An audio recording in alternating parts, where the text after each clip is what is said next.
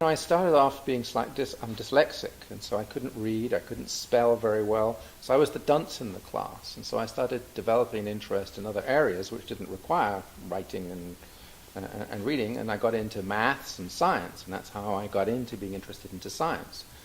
And they went on and did physics.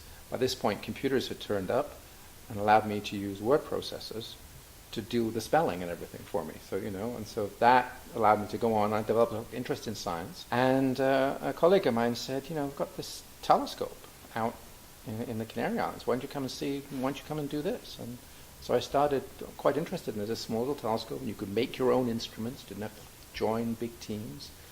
And I became quite interested in building instruments to put on telescopes and actually realizing you could actually explore great distances. It's been I've got to build some of the biggest telescopes in the world.